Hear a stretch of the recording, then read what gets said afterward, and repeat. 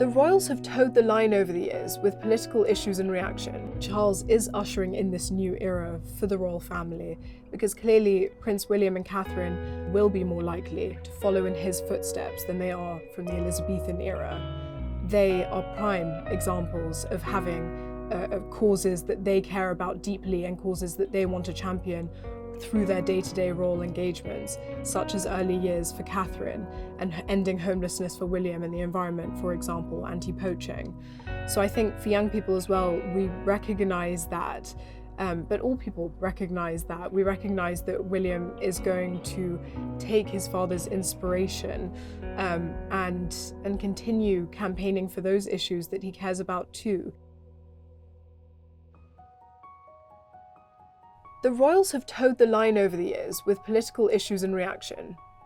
While King Charles is supposed to be impartial as sovereign, he frequently walks a fine line as his nature as a champion for causes he is passionate about leaks into his day-to-day engagements and work.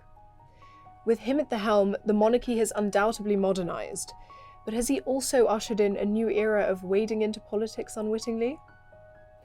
As the snap general election now looms over the UK this summer, you must choose in this election who has that plan, who is prepared to take the bold action necessary to secure a better future for our country and our children. The royal family's involvement in politics has been again put under the spotlight. It follows a year of not shying away from taking a stance, whether that may be Prince William's extraordinary intervention at the start of the Israel-Hamas war, or King Charles's impassioned opening speech at COP28. It worries me greatly that we remain so dreadfully far off track, as the global stocktake report demonstrates so graphically.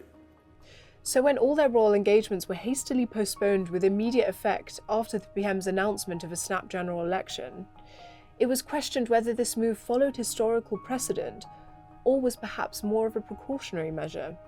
Some constitutional experts have suggested that the swift statement that followed explaining the hasty cancellations might have been an unusual move, but normal procedure was cited by the palace throughout.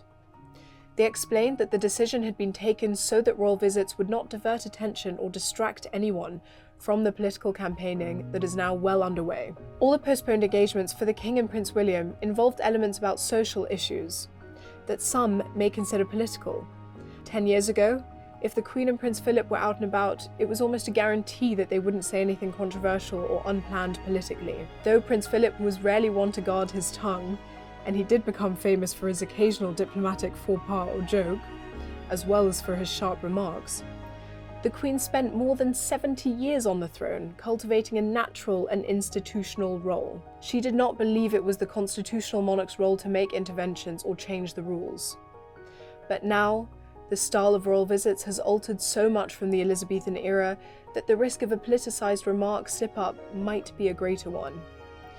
For example, Charles and Camilla's style is to informally talk about anything anyone wants to talk about on their visits. This leaves scope for the king to indulge in a tendency to engage in his issues that he's deeply passionate about, and his opinions and thoughts on those issues may occasionally slip out too.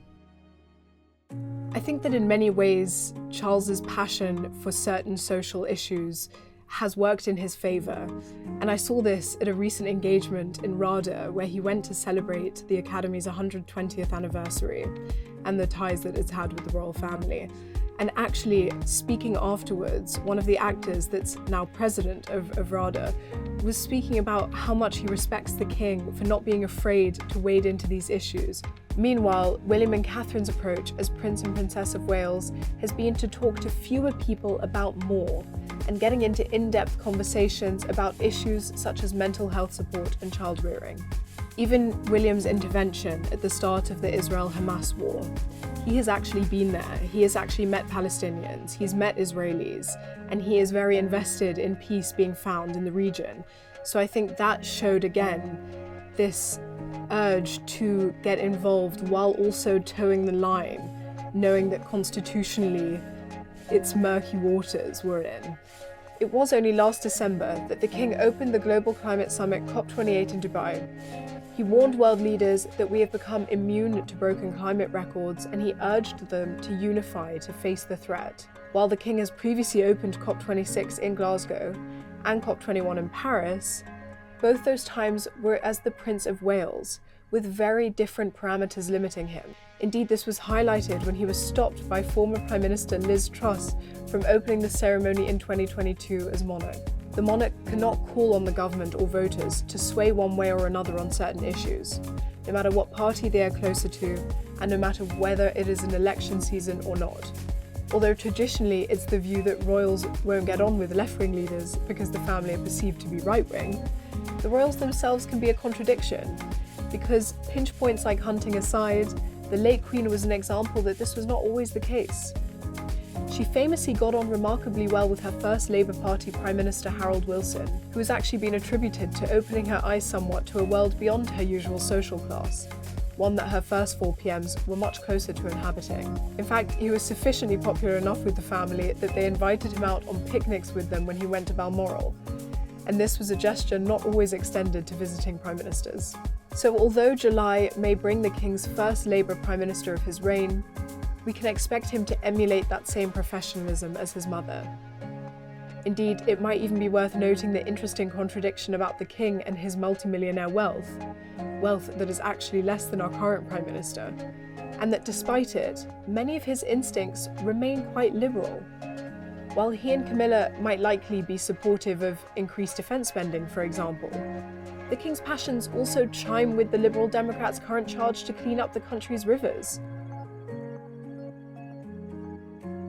Palace sources are at the moment keen to stress there's no variance from what happened at previous elections, and that like all government departments, the palace is now in a pre-election period of sensitivity. But saying this, it's clear that Charles has made his own approach work, and in many ways he has won plaudits for standing for the things he believes in so ardently all these years. He's also been lucky that the tide has turned in his favour on many issues, like his environmental campaigning, and he has thus been proven right while his views have been folded into the mainstream. However, even mainstream opinions are still considered opinions during a general election campaign trail. Royal Insight is a fortnightly video output by The Telegraph, where we give you our insider knowledge and analysis of the main royal stories.